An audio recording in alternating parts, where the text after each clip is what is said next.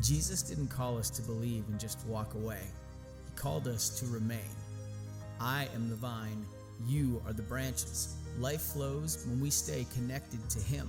Abiding isn't striving, it's staying close, rooted, shaped, changed. As the story in John continues, we're invited deeper into what it means to abide, to live from a place of closeness with Christ.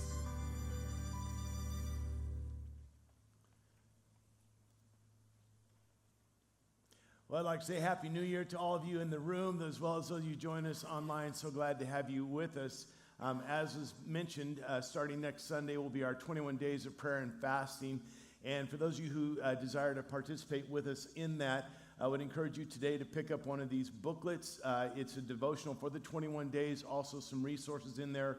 And I would encourage you in this week leading up to our 21 days that you would be prayerful and intentional about the plan that you put together of how you will be pursuing Jesus in these days as well. These are available on your way out. It's also available online with our website, and I believe starting next Saturday or Sunday, it will be on the YouVersion app, and we can let you know about that. Also, just want to say real quickly that in 2 weeks, I've mentioned this before, we have an information meeting about our trip to Israel that's coming up in October, so you can learn more about that in the happenings. I feel like it would be inauthentic if I didn't tell you about my morning this morning.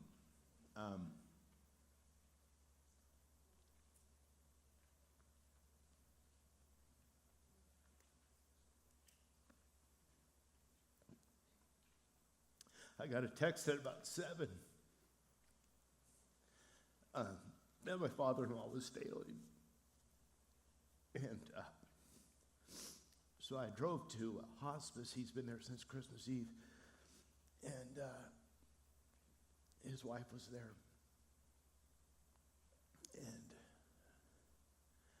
got to be with him as he breathed his last at 8 o'clock this morning. And what a sacred gift. What a privilege.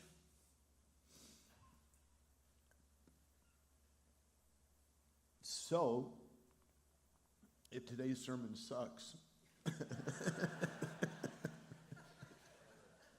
I have an excuse. So if you take pictures of me during this sermon, I know you're checking the score. I know how that works. Lord, I thank you for today, and I thank you for the hope of eternity that we hold on to. And I thank you for your goodness to us. So God, in my weakness, be strong. May your word, by your Spirit, speak to us today. Amen. All right, well, let's try this, huh? About a year and a half ago, I was given a gift certificate for a restaurant that we don't have in Bellingham yet. It was being built, and there was a great deal of excitement as this restaurant was going to be open, and it did. And we decided, before going to this restaurant, we'll let kind of the opening days settle down. And we would hear from different ones of you who had gone to this restaurant that you got to be ready to wait sometimes hours, even if you use their app. You may be waiting hours to get a table. And then as we just kept waiting, and people would say, yeah, it still takes hours. And then we heard not only does it take hours to get a table, but the other thing we heard about this restaurant was that the rolls were amazing. And then the third thing we heard about it was that it was extremely loud. The volume in this restaurant was extremely loud. So if you wanted a quiet evening, it's not the place. You know the restaurant I'm talking about? Texas Roadhouse, yeah. So over a year after it opened, we decided that we would use this gift certificate and invited some friends of ours, a couple, our neighbors, to go with us. And sure enough, we even used the app and still waited for it. No one told me about the peanuts, so. Eat peanuts if you don't have an allergy and then throw them on the floor. It's fun. So anyway, while you're waiting, and finally got our table, and it was loud. A lot of voices, a lot of conversation, a lot of noise, a lot of volume in there, and we ordered, and we're trying to talk to each other, and it's just so loud, and our salads came out, and I just leaned in and I said, hey, let me pray for our meal. And the husband of this couple kind of looked at me, but the wife looked at me with this puzzled look. So I leaned in a little louder and said, I want to pray for our food. And her response was, no, absolutely not. Which shocked me. I mean, she comes to church here every week, and we've talked about Jesus. I thought she was a Christian, and she doesn't want I'm thinking, fine. Choke on your steak and go see Jesus yourself. I don't care. Whatever. And she said, we'll cover ours, you cover yours. I'm like, what, my prayers aren't good? I mean, usually it's like, oh, we got the professional. Why don't you, Bob, why don't you? But that's how, and so it's just like caught me off guard. And then all of a sudden it clicked with her and with me at the same time. With all the volume, what she was hearing is, hey, let me pay for our meal. I want to pay for our food. And that was why she was so adamant, like, absolutely not. You cover yours, we'll cover ours. And we got a good chuckle out of it. And she's terribly embarrassed. In fact, when I bring it up, she still gets embarrassed. That's why I'm telling thousands of people this weekend. I'm like, I'll pray for anyone's food. Don't ask me to pay for it. Are you kidding me? But I'll pray for it.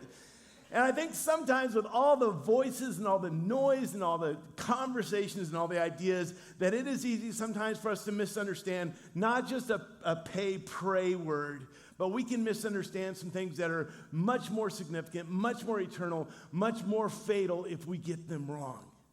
And I think God would want to make sure that no one ever misunderstood who he is and what he's like. And in order to cut through all the noise and through all the conversation and all the voices, he said, I want to give you a very clear picture of who I am and what I'm like. And he sent his son, Jesus Christ, so there would be no question at all. And Jesus would say, if you've seen me, you've seen the Father. The Father and I are one.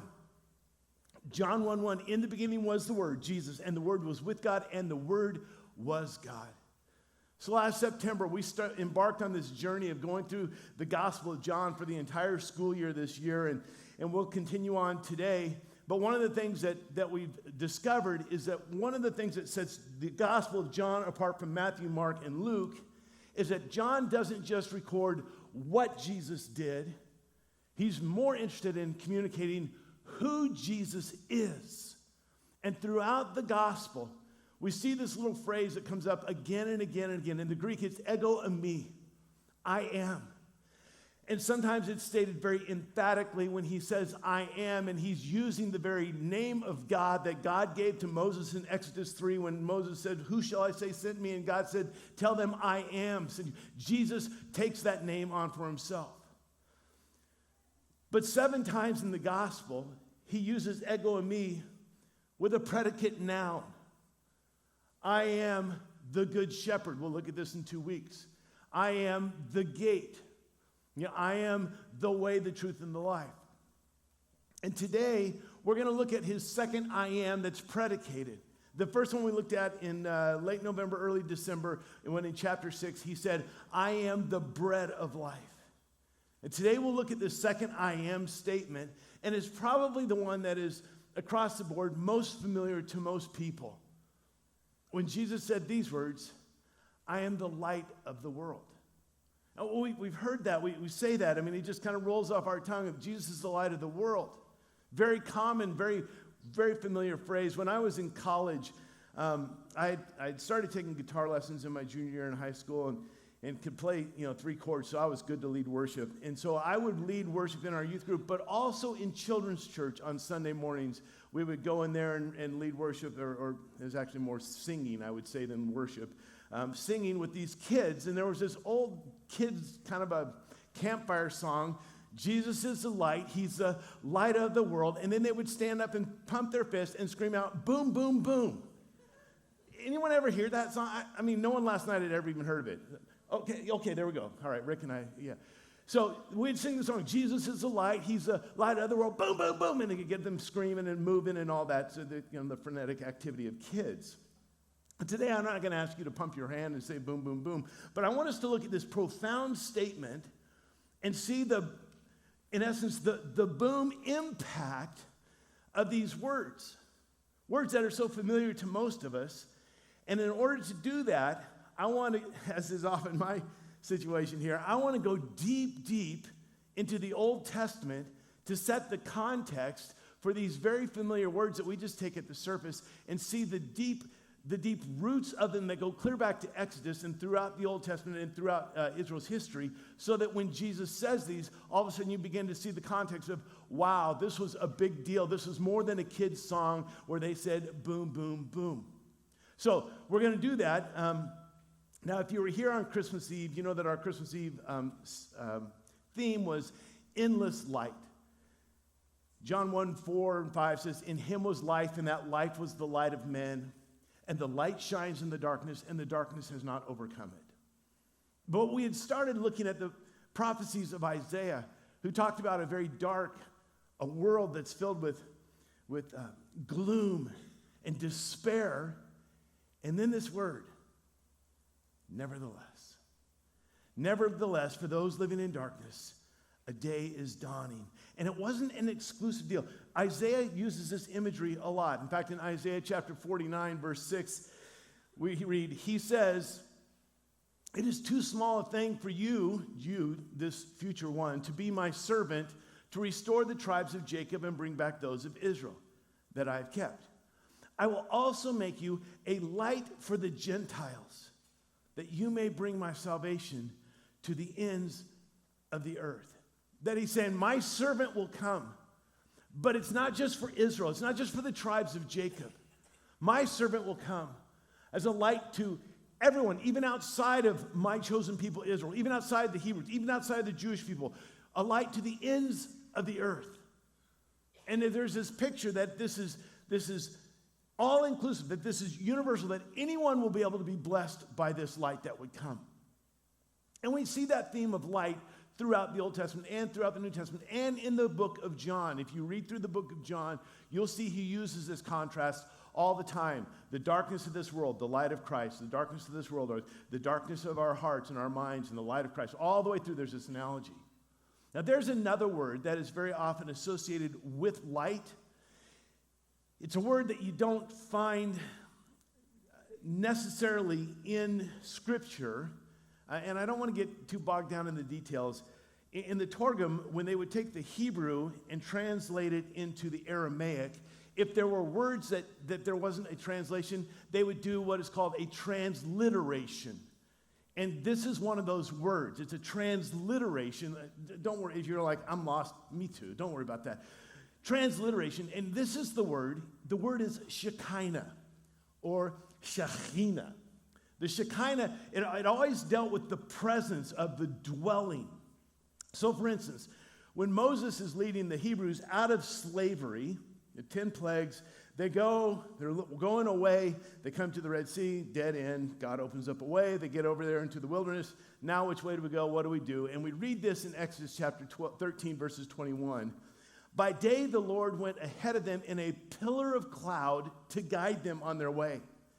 And by night in a pillar of fire to give them light so that they could travel by day or by night.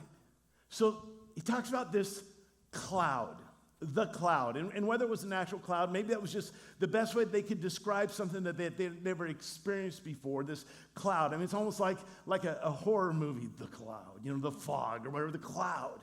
And this cloud by day would shade them from the blistering sun of the desert. And by night would give them light and warmth in the cold darkness of the desert. But it also says that it would guide them. And this cloud, this light, was the Shekinah. The Shekinah, which was the manifestation of God's presence and glory. The presence and the glory of God. And that you see this throughout.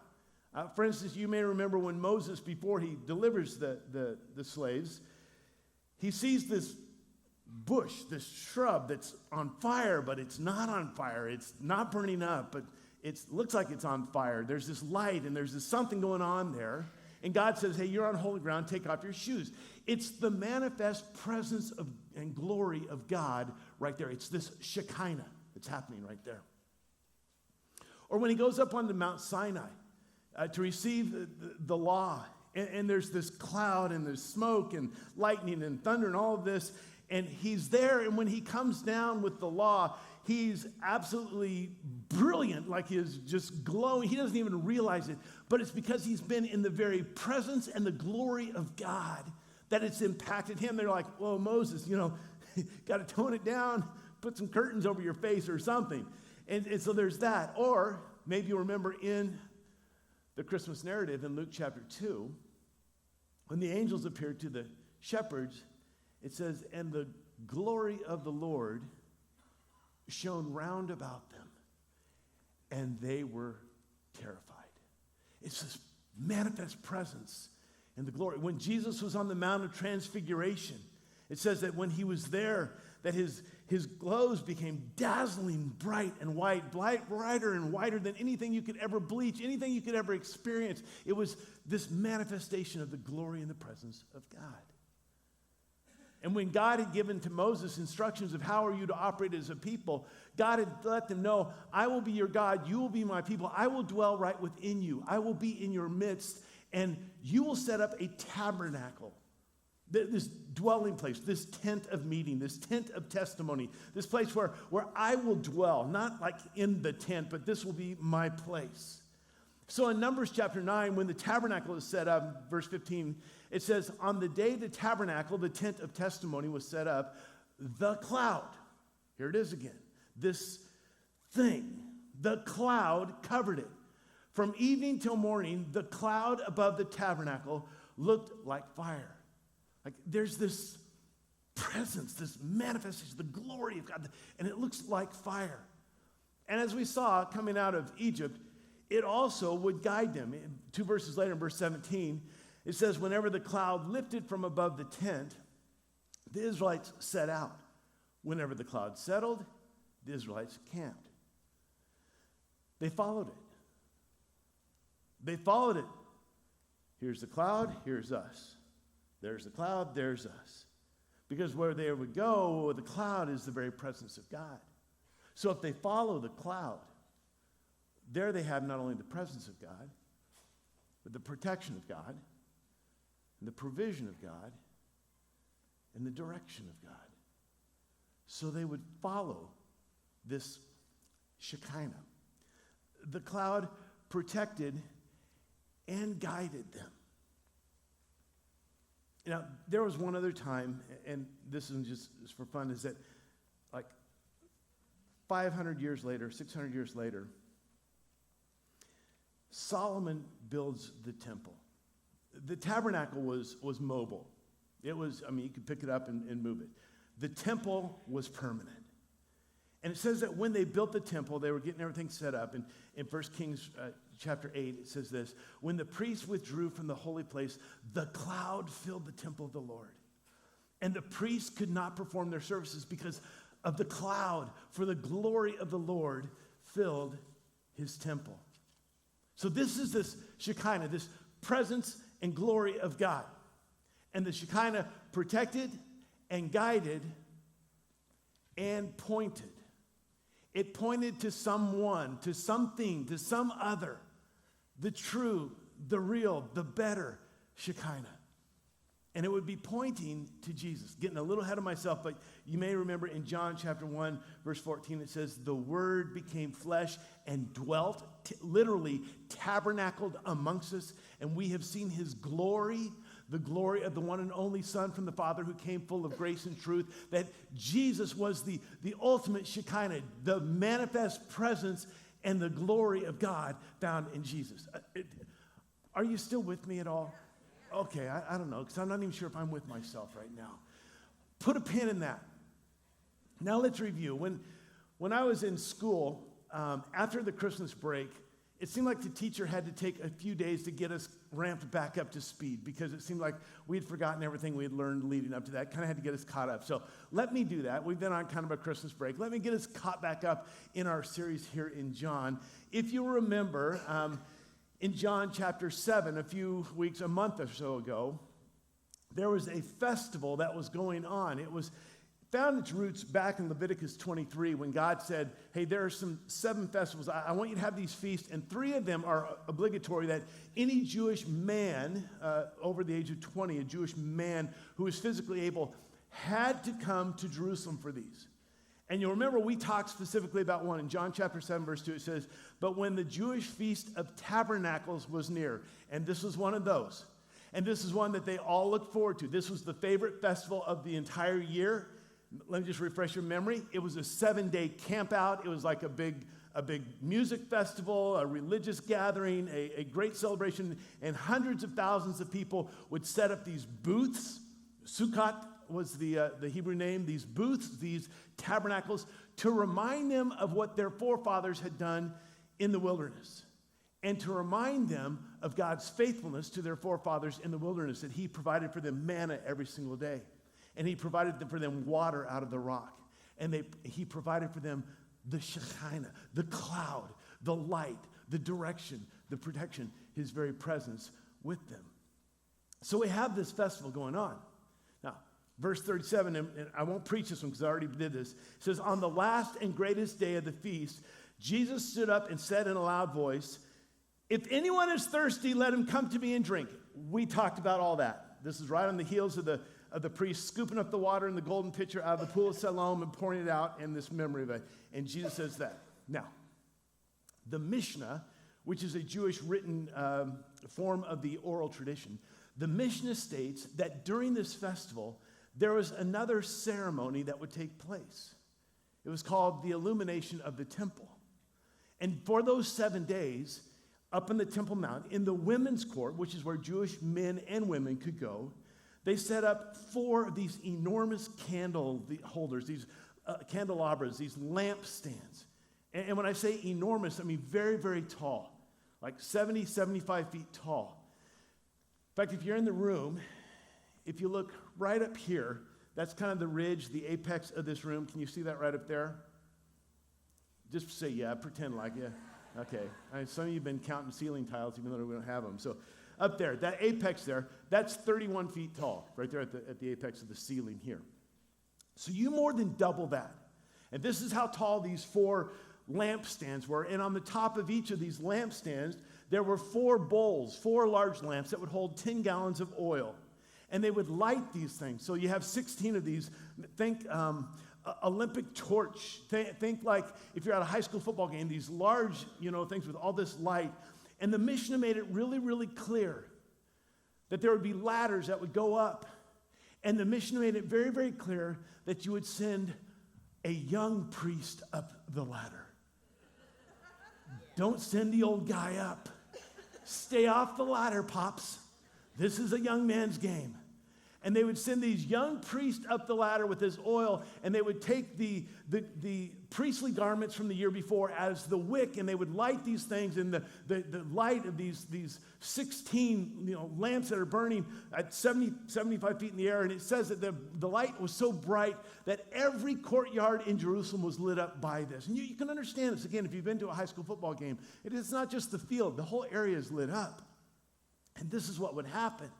And they would do this every year. And it was to commemorate that in the wilderness, the Shekinah was there. The very light, the presence, the glory of God. And it would look forward to what Isaiah had talked about, that there would come a day when there would be a light that would come in this dark, dark world. But this is the end of the festival. This is the last day of the festival. And they're packing everything up. And I don't know about you, but it's the end of a glorious season for them. Don't be ashamed at all. There's no guilt. There's no condemnation or judgment here. How many of you already have all your Christmas stuff packed up and put away? Just go ahead and be honest. Okay, and some of you are waiting until June. Rednecks, okay. We're probably 4/5 of the way. I mean, the last thing is the lights around our house, and I just love that. But there's something about putting those away. And it's like, And for me, there's like the prized possession is this olive wood nativity scene that was my parents, that they got in Bethlehem in 1972. And it is spectacular. And when I put it away, put it in that box up in the attic, and it's just kind of like, see you in November. You know what I'm saying? Like, it's been a good season, but it's just kind of sad. Well, they had been in this festival that they look forward to all year long, and it's the last day, and there's kind of this, it'll be another year now. And especially when it came to these candelabras, these lights, because now they would be extinguished, and they wouldn't be lit again for another year. And not only was it the sentimental, I really love those lights every single year, but it was even deeper. Because it told the story of the Shekinah, and no one had seen the Shekinah for 600 years. In fact, in Ezekiel chapter 10 and 11, and I know you were probably just reading there this morning, Ezekiel sees the cloud, the glory, the presence of God. And because of Israel's sin and rebellion, the Shekinah leaves the altar and goes to the temple courts and out the eastern gate and across the Mount of Olives. And the word is Ichabod. Chabad means glory, weight, without glory. And it had been 600 years since anyone had seen or experienced that manifestation of God's glory and presence. And they so longed for it. Now, that took me 26 minutes. That is the intro. But I've got an excuse today. I'm in mourning, and a lot of words come out when I mourn. So now we get to where we left off. John chapter 8. John chapter 8, verse 12. And it says this, with all that backdrop, the Shekinah, the wilderness, the candelabras, all that. John chapter 8, verse 12. When Jesus spoke again to the people, he said, if you go forward in verse 20, it says he's in the temple courts. This isn't just him and his 12 disciples. He's in the temple courts. Remember, it's the festival, last day of the festival. There's tens, hundreds of thousands of people there. He's speaking in a loud voice. And in this context, with what they've just done and the sadness and the heaviness, the season's over, the lamps are out, we haven't seen the Shekinah glory, he says 7 words in a very loud voice. These words that are so familiar to us. I am the light of the world. Now you think about those 7 words. Each word absolutely pregnant with deep significance and meaning. I am the light of the world. I am the light of the world. I am the light of the world. I am the light of the world. I'm the light of the world. I mean, every single word could be a sermon in and of itself. This I am, this ego of me. He's not saying I have seen, or I've heard about, or I've been exposed to. I am. I am, and then he gets very exclusive. The singularity. I am the light. Not I am a light in the world. I am one of the lights of the world. This is what you would call Christo exclusivity. I am the light of the world. About 3.5 years ago, Ohio State University trademarked the word the. Now, Pastor Luke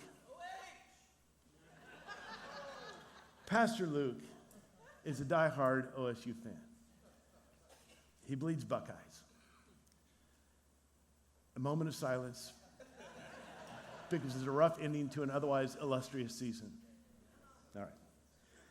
Ohio State University, in I think it was June of 22, trademarked the word the, so that this OSU would not be mistaken with run-of-the-mill OSUs, like Oklahoma State University or Oregon State University.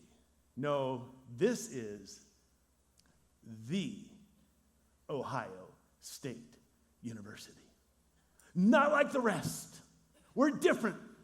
We are exclusive. And Jesus comes along and says, I am the light of the world. None others compare. Not a run-of-the-mill. Not one of a garden variety. I am the light of the world. I'm the light. And light, the Shekinah, the very presence. In Psalm 27:1, the Lord is my light and my salvation. The light of, not the light in the world. Oh, no. I'm the light of the world. And this is the Christo inclusivity. Not just for the Jewish people. Not just for Israel. Not just for the priests. I'm the light of the world. And not just for 7 days, once a year. And not just in our history. And not just what we look forward to. I'm the fulfillment of that. When he says those 7 words, Jesus' exclusive claim was the identity and the authority of God. You can imagine the outrage of the religious leaders. This is the kind of statement that would get him killed. And yet for others, they would hear this and they would see what he was doing and they would hear what he would teach and they put their faith and their trust in that he was the fulfillment. And what he says on that day is that this Messiah that we're all waiting for, it's me. And what Isaiah prophesied about, it's fulfilled here in me. And the Shekinah that you all think about and hear about and long for, it's me. I am the light of the world. What Isaiah prophesied, what Ezekiel mourned, you can experience. And we don't have near enough time to even scratch the surface of chapter 8. There's so much in there. The religious leaders, they're upset about all this. And Jesus makes this statement. I mean, he pokes the bear. He says, hey, let me just tell you. You guys think you're all great because you're related to Abraham? Listen, Abraham longed to see this day. And they're like, whoa. Now you're dissing Big Abe. Who do you think you are? You think you're greater than Abraham? Look at you. You're not even 55 years old. Abraham died years ago. And Jesus said these words, before Abraham was, ego eimi. I am. Using the very title, Yahweh, the very name of God. Don't have time for it. Look at verse 59. At that, they said, enough, we're done with this guy. They pick up rocks and they are ready to kill him right then and there on the spot. Don't even need a trial. He's done enough. That's it. And what's amazing to me, I don't have time for this real quick. They're remembering God's faithfulness in the wilderness. He gave them manna every day. He gave them water from the rock. He gave them the Shekinah. In John chapter 6, Jesus says, I am the bread of life. In John chapter 7, he says, if you're thirsty, drink from me. In John chapter 8, he says, I'm the light of the world. Everything in Exodus was pointing to me in the first place. It was just a sign to say, this is what's going to happen. And when he makes this exclusive claim, this divine, universal, cosmic claim that he is God for the world, then he turns a corner and makes it unbelievably personal. Back to verse 12. When Jesus spoke again to the people, he said, I am the light of the world. Then he gets personal. Whoever, any one of you, whoever follows me will never walk in darkness, but will have the light of life. Oh yeah, it's for the world, but it's for you. And for you. And for you. And for you. Whoever. You know what I never picked up on until I was preparing for this sermon? Which, by the way, I wasn't even going to do that. I was going to start John chapter 9 today, but this was so good. It's when he says, whoever follows me. He's pointing back to the cloud, they would follow the cloud. When they followed the cloud, they had God's protection. When they followed the cloud, they had God's provision. When they followed the cloud, they were in God's presence. And he says, you know what you hear about from our forefathers, what you wish you could have experienced, you can. It's not a cloud. It's me. If you follow me, you'll experience life. Now, I wonder, for us, getting away from all the history and the biblical words and all those things, as we enter 2026, what does it look like for us, for you, for me, individuals, to follow Jesus this year? And as Pastor Dustin shared, I don't know if you've really thought about, what does it look like for me this year? How am I going to intentionally take a next step in following Jesus? Of becoming more like him? Of having his character develop within me? Well, in the next 3.5 minutes, let me finish up chapter 8 with a couple things that might be helpful for us. Because Jesus invites us, come follow me. Verse 31, it says, to the Jews who had believed in him, Jesus said, if you hold to my teaching, you are really my disciples. That hold to my teaching, that hold to is like the same word of to abide, to continue in, to dwell in. And Jesus says, you want to follow me? It's an invitation to follow me. It's an invitation to obedience. To take my words and to dwell in my words. I mean, what does Psalm 119, 105 say? Your word is a lamp unto my feet. It guides me and a light into my path. Because there's a lot of voices and there's a lot of conversations and there's a lot of noise that will distract you from our media, from our culture, from our world, from our own minds, from our own desires. A lot of things that would both. But he says, but will you listen to my voice? Will you hear my words? Dale Bruner, in his commentary, says this whole idea of to hold to his teachings is that Jesus is inviting us into a new residence, into this glorious dwelling place, this beautiful, magnificent house, to dwell within this. We'll get to John 15 eventually, and actually it's kind of the theme of our 21 days. But it says in John 15:7, if you remain in me and my words remain in you. To have this obedience, to live in, to dwell in, to encompass ourselves with the words of Jesus, and not just to hear them or know them. And Matthew said, end of the Sermon on the Mount, anyone who hears these words of mine and puts them into practice is like one who builds his house on the rock. It's an invitation to obedience. Another one is an invitation to fellowship. Not just dutifully, obligatory, doing the right things and not doing the wrong things. I mean, a lot of us have lived a lot of our life that way. But saying you're missing it. There's a relationship here. It's not just following laws. It's experiencing life.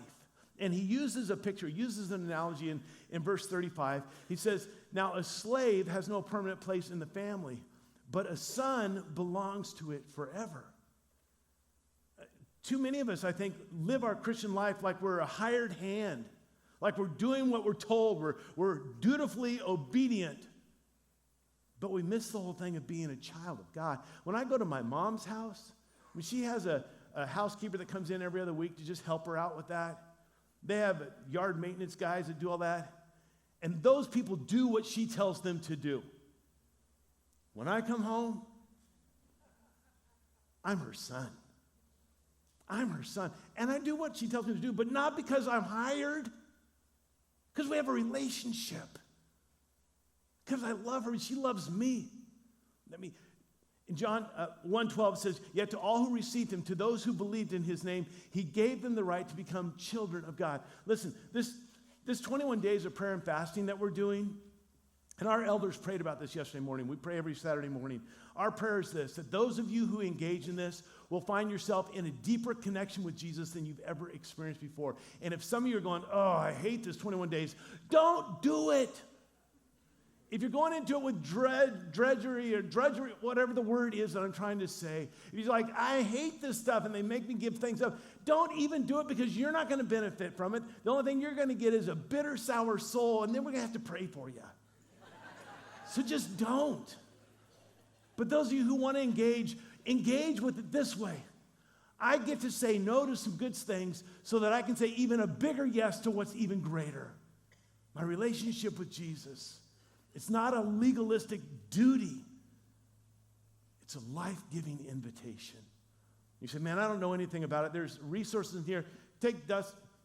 He's gone. There he is. Take Dustin. How can you miss the guy? There's Dustin. Take his class starting on Tuesday nights. I mean, just to learn that and to grow in this whole area. All right. I'm out of time. I got more blanks, don't I? Okay. Finally, it's this. An invitation to freedom. An invitation to freedom. The whole picture was that Moses was leading the Hebrews out of slavery. And Jesus leans into that picture in verse 36.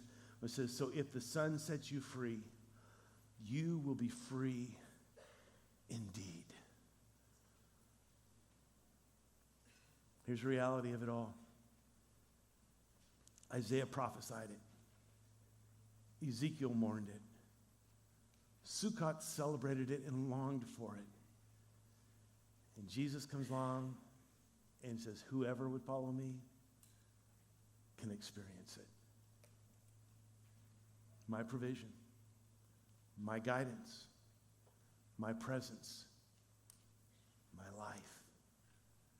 2 Corinthians chapter 4 says this, for God who said, let light shine out of darkness, made his light shine in our hearts to give us the light of the knowledge of the glory of God in the face of Christ. See, it's not just a childish song. Jesus said, I am the light of the world. Whoever follows me will never walk in darkness, but will have the light of life. And that invitation is for each one of us, that we would follow him as we go into this year.